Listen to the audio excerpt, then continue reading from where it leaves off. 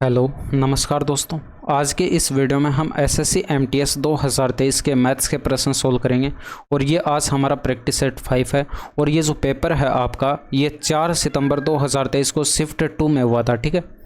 और इसके अलावा देखिए ये जो मैं आपको ये मेथड करा रहा हूँ ये शॉर्ट मेथड ही है। भाई आपको पता है एक क्वेश्चंस के more than one method possible हैं, बट मैं आपको उस मेथड से क्वेश्चंस कराता हूँ जो समझने में आसान हो और शॉर्ट मेथड भी हो, ठीक है। तो आपको देखिए पता है कि कुछ क्वेश्चंस ऐसे होते हैं जिनमें पेन उठाने तक की भी आवश्यकता नहीं होती है।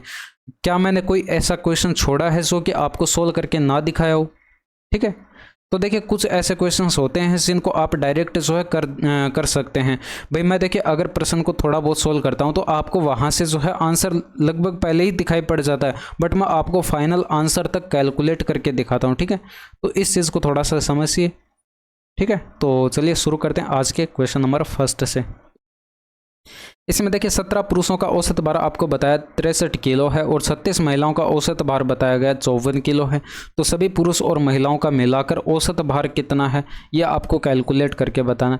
देखिए इसको दो मेथड से बना सकते हैं। भाई पहला मेथड तो आपका ये हो जाएगा 17 पुरुषों का औसत भार जो 63 बताया गया है और यहाँ पर ये 36 महिलाओं का औसत भार जो 54 बताया गया है। एवरेज में देखिए यहाँ पर कितने का डिफरेंस है।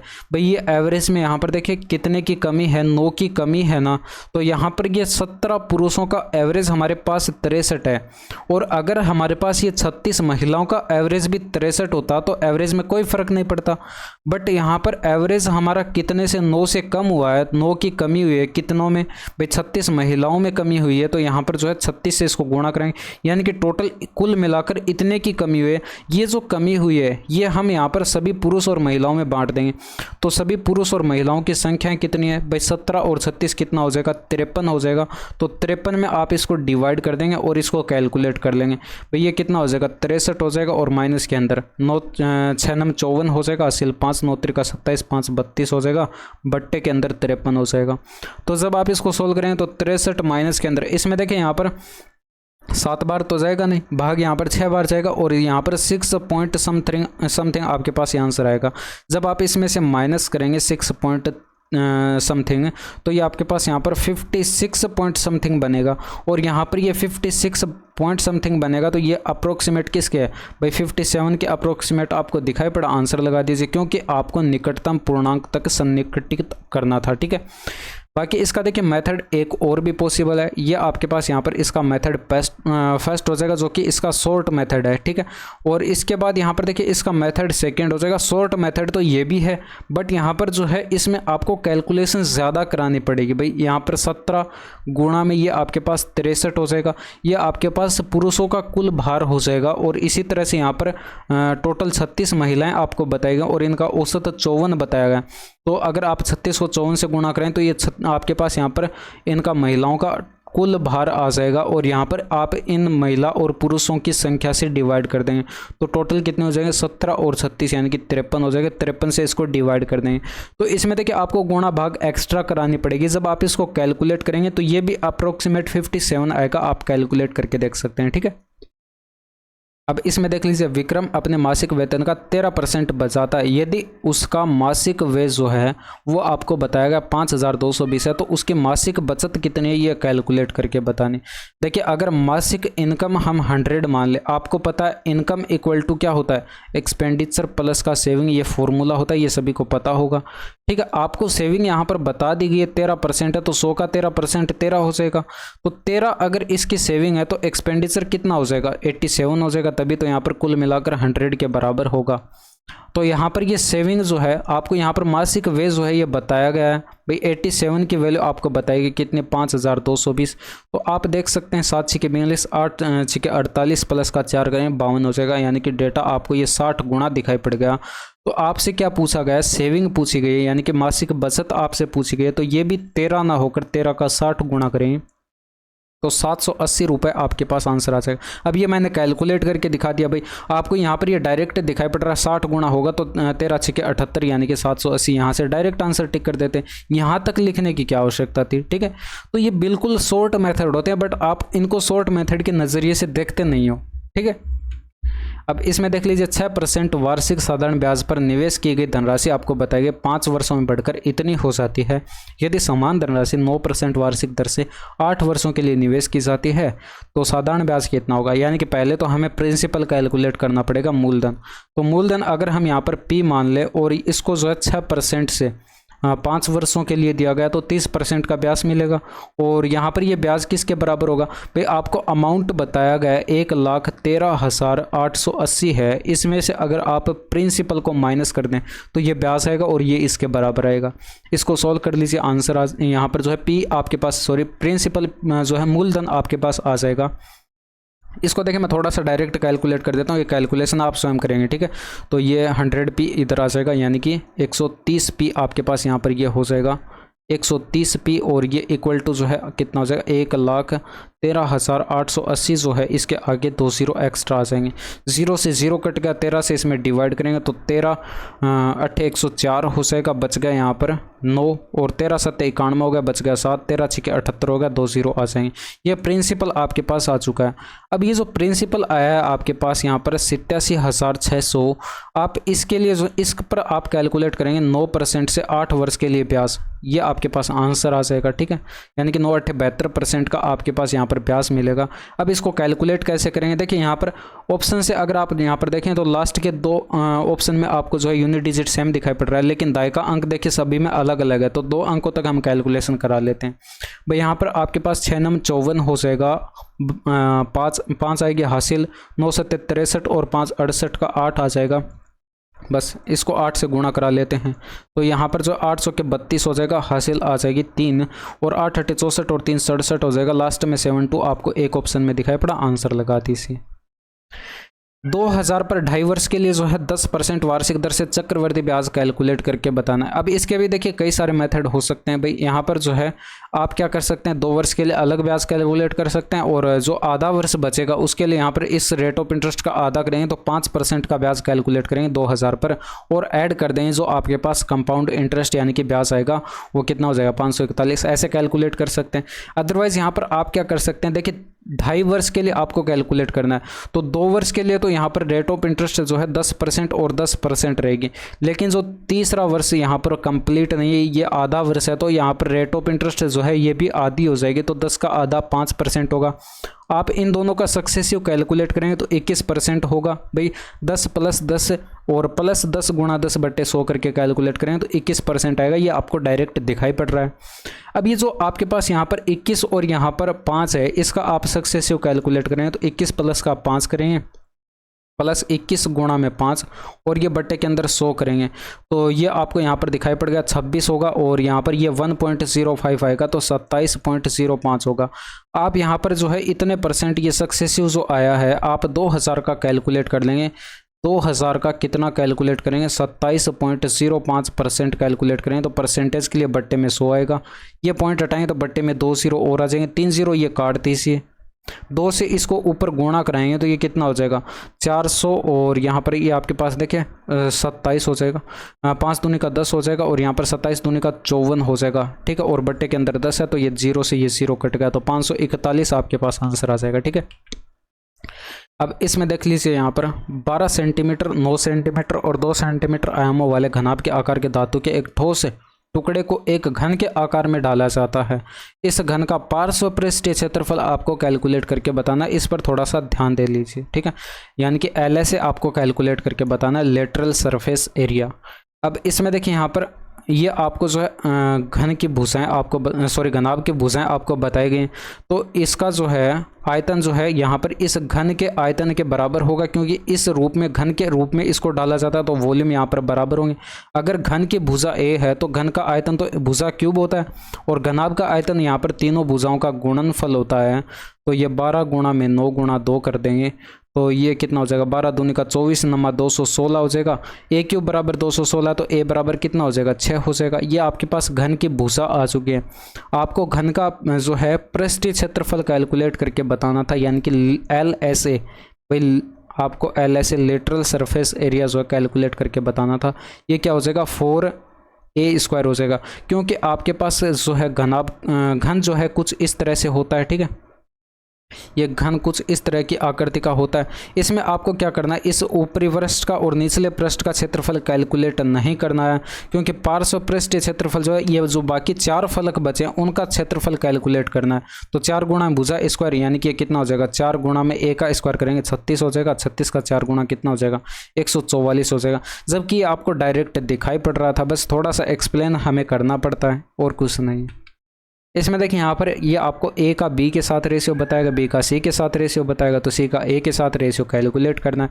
आपको यहाँ पर कॉमन क्या दिखाई पड़ा, b कॉमन दिखाई पड़ा, तो b यहाँ पर 9 यूनिट है और यहाँ पर 5 यूनिट है, तो 9 और 5 का एलसीएम 45 होता है, ये आपको पता है।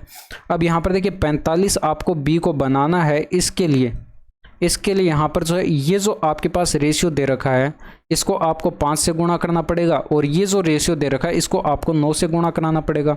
तो आप यहाँ पर a, b और c का एक साथ अगर रेशियो कैलकुलेट करेंगे तो ये 9 पंचे 45, 7 पंचे 35 यानी कि 35:45। तो ये आपके पास a का b के साथ रेशियो हो गया, और 9 पंचे 45, 6 9 54, ये आपके पास तीनों का एक साथ रेशियो आ गया।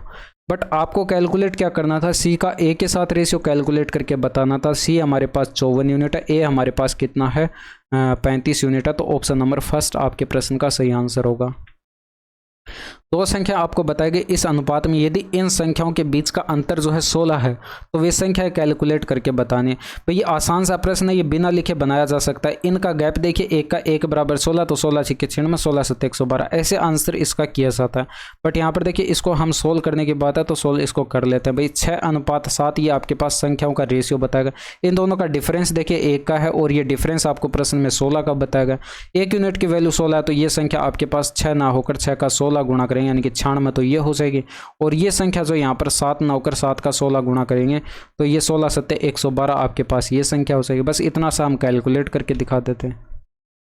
अब इसमें देखिए 2000 से 2003 के दौरान कंपनी एक्स के औसत उत्पादन और उसी अवधि के दौरान जो कंपनी वाई के उत्पादन का अनुपात कितना है ये आपको कैलकुलेट करके बताना है। तो इसमें देखिए 2000, 2001, 2002, 2003 तक का यहाँ पर ये डेटा ये दे रखा है, ठीक है। आपको डेटा दिखाई नहीं पड़ रहा होगा, मैं बोल के बता रहा हूँ। अब इसमें देखिए यहाँ पर आपको एक्स का देखना है, भाई यहाँ पर एक्स का औसत उत्पादन देखना है, और वाई का भी यहाँ पर देखिए औसत उत्पादन आपको देखना है। और यहाँ पर y का औसत उत्पादन, जब आप x का औसत उत्पादन कैलकुलेट करें तो ये ब्लू वाला देखिए यहाँ पर ये 30 के बराबर है, यहाँ पर ये 30 लिखा हुआ है, ये 40 लिखा हुआ है और ये 50 लिखा हुआ है। तो ये यहाँ पर येलो वाला 40 के बराबर है, और ये दोनों जो है यहाँ पर 50-50 हैं। तो 50-50 ये 100 हो गया, और 40 140 और ये 30 170 हो गया। और 4 से इसको डिवाइड कर दें क्योंकि 4 साल का डेटा है, तो ये x का एवरेज आ जाएगा। इसी तरह से y का कैलकुलेट करेंगे तो y में जब आप यहाँ पर देखें ये दोनों डेटा 40 43 80 हो गए, और यहाँ पर ये 50 है 130 हो गया, 80 और ये 50 130 हो गया, और ये 30 है 160 हो गया। तो आप इसको भी 4 से डिवाइड करेंगे तो ये एवरेज आएगा। बट यहाँ पर देखिए आपको 4 से डिवाइड नहीं करना है, आपसे क्या पूछा गया, अनुपात पूछा गया। तो जब आप इनका रेशियो कैलकुलेट करें 4 से 4 कट गया, 0 से 0 कट गया, 17:16 आपके पास आंसर आ गया। एक पंसारी ने जो है ₹40 प्रति किलोग्राम मूल्य वाले 50 किलो चीनी खरीदी और उसे 30 रुपये प्रति किलोग्राम मूल्य वाले 70 किलो चीनी के साथ मिला दिया। 20% का लाभ प्राप्त करने के लिए उसे मिश्रण को जो है किस मूल्य पर बेचना चाहिए। तो एक चीज़ आप यहाँ पर देख सकते हैं, ये 40 रुपये बताया गया और ये 30 रुपये बताया गया। अगर आप यहाँ पर टोटल मूल्य कैलकुलेट करें, 1 किलो का मूल्य 40 रुपये, तो 50 किलो का कितना हो जाएगा, 50 इंटू में 40। इसी तरह से 1 किलो का मूल्य 30 रुपये है, तो यहाँ पर 70 किलो का मूल्य कितना हो जाएगा, ये आपके पास 30 इंटू में 70। आप इन दोनों को ऐड करा देंगे तो ये कितना आ जाएगा, 2000 आ जाएगा, प्लस के अंदर ये 2100 आ जाएगा। इनको ऐड करेंगे तो ये 4100 आ जाएगा। ये जो आपके पास मूल्य आया है, ये सीपी जो आया है, ये आपके पास 120 किलो का आया है। भाई आप अगर इन दोनों को मिला दें 50 किलो और ये 70 किलो, तो टोटल कितना हो गया, 120 किलो हो गया। तो ये 120 किलो का मूल्य है, ये सीपी है, हमारे पास कॉस्ट प्राइस है। हमें चाहिए कि आप 20% का प्रॉफिट चाहिए, तो 1/5 इसकी फ्रैक्शन वैल्यू यानी कि 5 पर 1 का प्रॉफिट चाहिए, तो 5 की वस्तु हमें 6 में बेचनी पड़ेगी। ये सीपी हो गया और ये एसपी हो गया। सीपी आपने अभी अभी कैलकुलेट किया कितना है, 4100 है। तो ये डेटा आपको 820 गुणा दिखाई पड़ गया। तो यहाँ पर सेलिंग प्राइस विक्रय मूल्य आपसे पूछा गया, तो ये भी 6 ना होकर 820 गुणा हो जाएगा। बट ये जो सेलिंग प्राइस आपके पास आएगा ये 120 किलो का आएगा। कितने का आएगा, 120 किलो। अगर आप यहाँ पर जो है ये क्या थे, यहाँ पर किलोग्राम मूल्य वाली चीनी थी, ठीक है।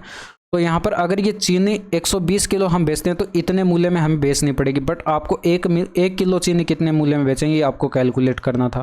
ठीक है, 1 किलो मिश्रण कितने मूल्य में बेचेंगे ये आपको कैलकुलेट करना था। तो 6 गुणा में 820 करेंगे और यहाँ पर इसको जो है 120 से डिवाइड कर देंगे तो 1 किलो का मूल्य आपके पास आ जाएगा।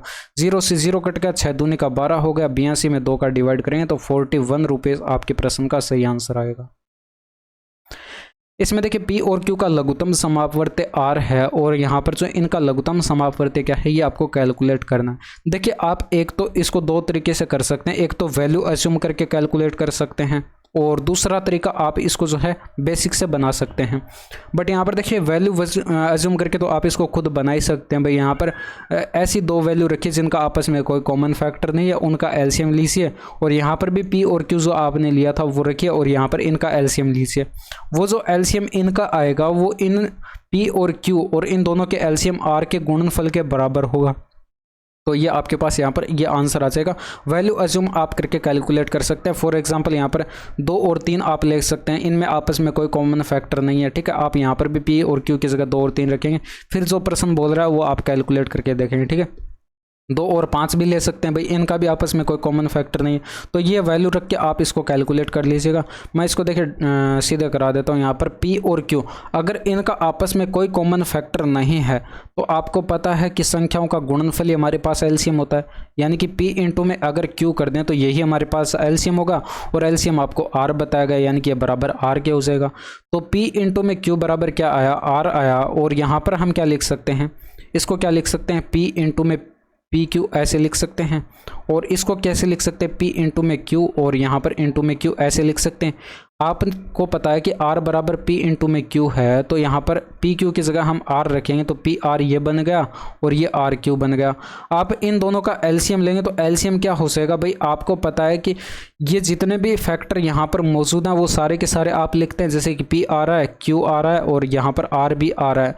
आप क्या करते हैं, इनकी मैक्सिमम पावर लेते हैं। ठीक है, अधिकतम पावर यहाँ पर देखिए P की अधिकतम पावर 1 है, Q की अधिकतम पावर 1 है, R की अधिकतम पावर भी यहाँ पर 1 है। तो यहाँ पर PQR जो है यही आपके पास एलसीएम हो जाएगा, ऑप्शन नंबर 3। ठीक है, जनरली ये मेथड जो है कोई बताता नहीं है। अब इसमें देख लीजिए A, B और C जो है एक काम को क्रमशः 10, 15 और 20 दिनों में जो है पूरा कर सकते हैं और वे एक दिन छोड़कर इस प्रकार काम करते हैं कि पहले दिन A, दूसरे दिन B और तीसरे दिन C काम करता है। एक बार फिर चौथे दिन A और 5वें दिन जो है B इसी क्रम में जो है आगे काम करते हैं। यदि वे इसी प्रकार काम करते हैं तो काम कितने दिनों में पूरा होगा। देखिए यहाँ पर आपको क्या बताया गया, भाई A जो है ये 10 दिन में करता है, B जो है ये आपको बताया गया है 15 दिन में, C जो है ये आपको बताया गया 20 दिन में। जब आप इनका एलसीएम लेंगे तो ये आपको 60 दिखाई पड़ रहा है। 6 इसकी एफिशिएंसी आ जाएगी, 4 इसकी एफिशिएंसी, 3 इसकी एफिशिएंसी। ठीक है, तो आप यहाँ पर देख लेंगे पहले दिन A काम करता है, फिर दूसरे दिन B और फिर तीसरे दिन C। तो आप यहाँ पर डायरेक्ट देख लेंगे कि 3 दिन के अंदर कितने यूनिट का काम हो रहा है। तो 3 दिन के अंदर अगर आप यहाँ पर देखें तो A 6 और ये 4 और ये 3, तो यहाँ पर टोटल करेंगे 13 यूनिट का काम हो रहा है 3 दिन के अंदर। ठीक है, हमें करवाना कितना है, भाई हमें 60 के पास लेकर जाना है। तो 60 एग्जैक्ट तो हम यहाँ पर लेकर नहीं जा सकते, बट यहाँ पर इसके पास लेकर जाएं तो 13 चौके 52 हो जाएगा, 13 पंचे 65 तो ज़्यादा चला जाएगा, तो 13 चौके 52 हो जाएगा। इधर भी 4 से गुणा कराएं तो 4 त्रिका 12 दिन के अंदर जो है 54 यूनिट का काम हो जाएगा। बच गया कितना, भाई शेष काम यहाँ पर जो है 8 यूनिट का बच गया।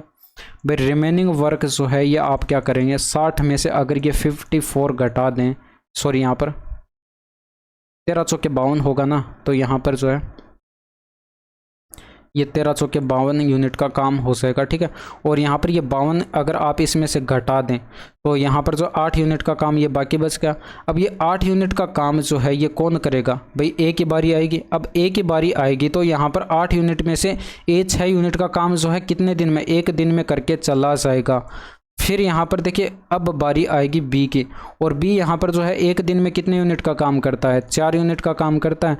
बाकी कितना बचा है, भाई टोटल आपके पास 8 बचा था, इसमें से 6 यूनिट और हो चुका है, तो 2 यूनिट का काम बचा है और B करेगा 4 की एफिशिएंसी से, यानी कि 1/2 दिन इसको और यहाँ पर लग जाएगा। ठीक है, 2/4 का मतलब क्या होता है, 1/2।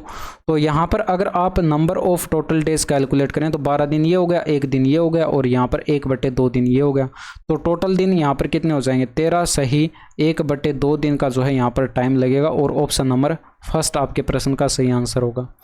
एक बर्तन में द्रव्य ए और द्रव्य बी का अनुपात आपको बताया गया, बर्तन में 8 लीटर द्रव्य ए मिलाया जाता है तो नया अनुपात आपको बताया गया ये हो जाता है। तो मूल मिश्रण में द्रव्य ए की मात्रा कैलकुलेट करके बताने।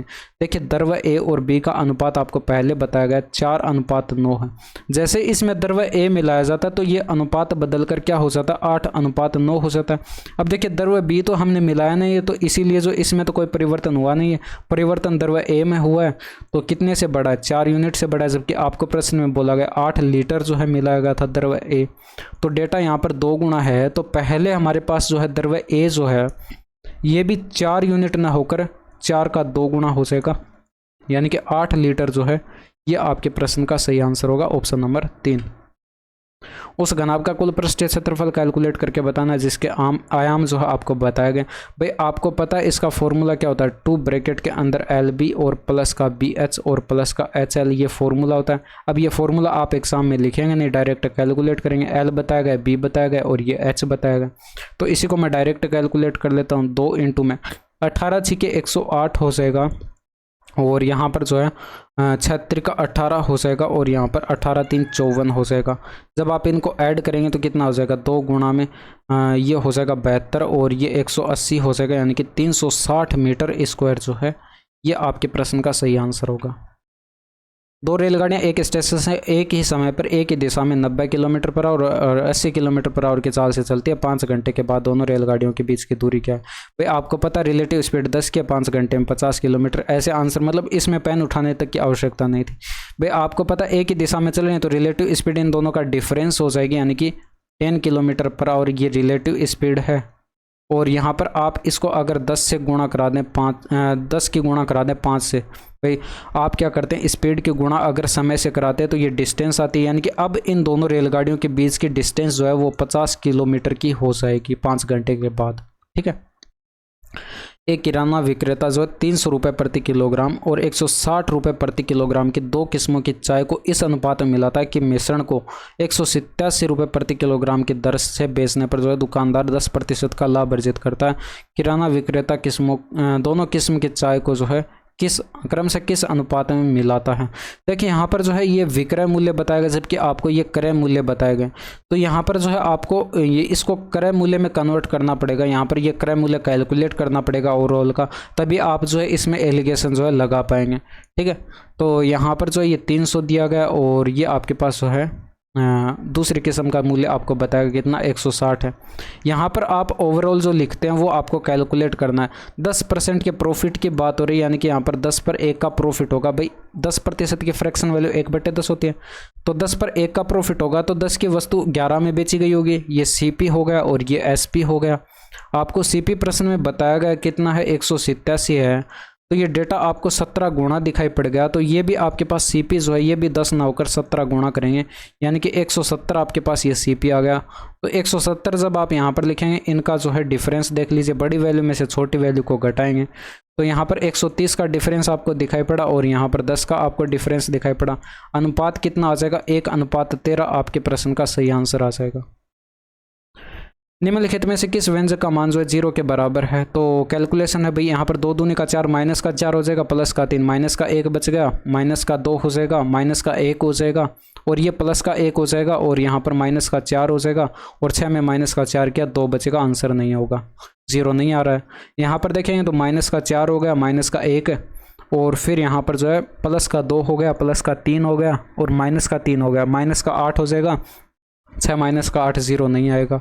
इसमें देखिए यहाँ पर माइनस का 4 हो गया और माइनस का 1 बच गया और फिर यहाँ पर माइनस का 2 हो गया और यहाँ पर माइनस का 1 बच गया और ये माइनस का 6 हो गया और 6 माइनस का 6 यहाँ पर जो है हमें बराबर 0 मिल रहा है और ऑप्शन नंबर 3 आपके प्रश्न का सही आंसर हो जाएगा। अब युग 3/2 घंटे में जो है 56 किलोमीटर पर आवर की चाल से जो एक निश्चित दूरी तय करता है और यदि वह वही दूरी 7 घंटे में तय करना चाहता है तो उसके चाल क्या है ये आपको कैलकुलेट करके बताने। देखिए यहाँ पर आप कैलकुलेट कर लेंगे 2/3 घंटे में जो है यहाँ पर कितनी डिस्टेंस कवर हो जाएगी। डिस्टेंस अगर कैलकुलेट करेंगे तो आप क्या करते हैं चाल गुणा में समय करते हैं, या आप यहाँ पर जो है इसकी 3/2 से गुणा करा देंगे तो ये हमारे पास 28 दूनी का 56 हो जाएगा और 28 या 84 किलोमीटर की आपके पास ये डिस्टेंस आ जाएगी। अब यही डिस्टेंस जो है इसको कितने घंटे में, 7 घंटे में कवर करनी है। तो स्पीड कितनी हो जाएगी भाई, आप 84 में 7 का डिवाइड कर देंगे, दूरी में अगर आप समय का डिवाइड करते हैं तो ये आपके पास जो है स्पीड आ जाती है, यानी कि 12 किलोमीटर पर आवर जो है आपके प्रश्न का सही आंसर होगा। गांव पी में मतदान न करने वालों की संख्या गांव आर में मतदान न करने वालों की संख्या से कितने प्रतिशत अधिक है। तो यहाँ पर पी में जब आप देखें तो यहाँ पर टोटल पंजीकृत मतदाताओं की कुल संख्या 1100 बताई गई, इसमें से 68% जो है मतदान करने वालों का प्रतिशत बताया गया। तो आपको तो नए करने वालों का प्रतिशत देखना है, तो यहाँ पर जो है टोटल अपने आप में 100% थे, इसमें से 68% ने मतदान किया, तो बच गए कितने, 32%, यानी कि 32% बच गए। तो अगर आप यहाँ पर पी में देखें, पी में यहाँ पर देखें तो ये 1100 कुल थे, इसका जो है 32% लोगों ने जो है मतदान नहीं किया था। इसी तरह से आप यहाँ पर आर में कैलकुलेट करेंगे, तो आर में अगर आप यहाँ पर देखें तो ये 1200 आपके पास कुल थे, 1200 तो आपके पास कुल थे, और इसमें से 73% ने जो है मतदान कर दिया। आपको न करने वाले देखने थे तो 27% जो है यहाँ पर बचे। ये 27 कैसे आया, आपने 100 में से 73 माइनस किया। ये 32 कैसे आया, यहाँ पर आपने 100 में से 68 को माइनस किया, ठीक है। तो आप यहाँ पर इनका रेशियो कैलकुलेट कर लेंगे, ये 0 से ये 0 कट जाएंगे, ठीक है, और ये 2 0 से ये 2 0 कट जाएंगे, 4 त्रिका 12 हो जाएगा, और ये 8 चौके 32 हो जाएगा, 11 8 88 हो जाएगा, और 27 81 हो जाएगा। तो ये इससे कितना ज़्यादा है ये आपको देखना है, ये 7 ज़्यादा है, तो 7 यूनिट ज़्यादा है किससे, 81 से, और गुणा 100 कर देंगे, यानी कि 700 के अंदर आपको 81 का डिवाइड करना पड़ेगा।